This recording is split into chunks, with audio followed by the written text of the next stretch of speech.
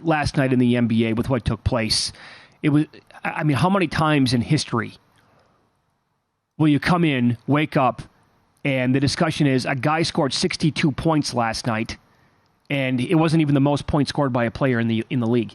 Yeah. So we had one guy go for 70, who was your MVP frontrunner right now, Joel Embiid, and Karl Anthony Towns dropped 62 in a loss, by the way. Yes. And how did that team give up 128 points? We'll get to that coming up in a second. The Sixers scored 133. They couldn't cover, but the story is Embiid, 70 last night, and now he's down to plus 130 to win the MVP this morning at DraftKings. Well, how about he did it in 36 minutes? Yeah, right? That's a first 70, 15, and 5 in NBA history. 4 times we've had 2 players score 60 in the same night. We've never had 2 players score at least 65 in the same night.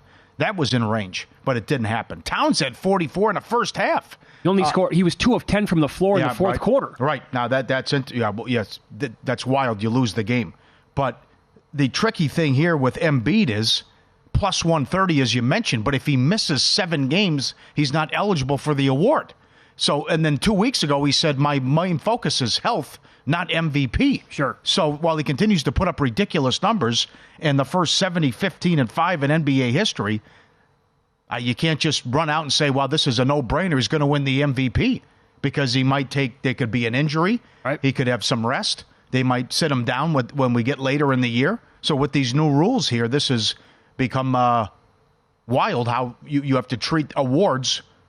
But the kid just continues. I mean, on a bad night, he scores 30 now. Right. What he's done. Well, I mean, when you look at it like this, so Embiid, you wake up today, he is now averaging 36.1 points per game on the year. Harden did that back in 18-19. That was his average for the entire season. When you go back and, you know, a lot of these players in the game today, their hero growing up was Kobe Bryant. And yesterday, good job by you pointing that out, it was the 18-year anniversary of Kobe going for 81. Did that play into it last night where these guys, it was, you know, it meant that much to them where they wanted to do something special? Kobe that year averaged 35.4 points per game.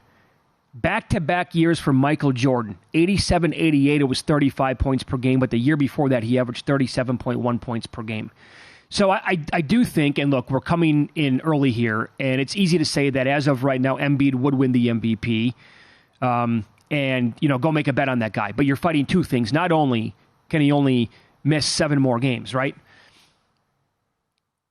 Let's not forget about how good of a season Joker's having. Uh-huh. It seems like every night it's 31, 15, and 10, or something along those lines. And when you look at some of the advanced numbers, Jokic is still actually better than Embiid. And Embiid's putting up, you can actually say, this year he's playing out of his mind. He's the true MVP maybe today, this year, compared to what he was last year. But regardless, some things that voters might take into effect now with advanced numbers overall compared to previous years at dunksandthrees.com. Great website.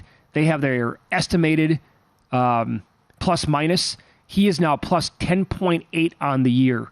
Shai Gilgeous-Alexander is plus 9.3. This is per 100 possessions. And Joker is down to 7.2. When you look at the per metric, Embiid is sitting at 35.65.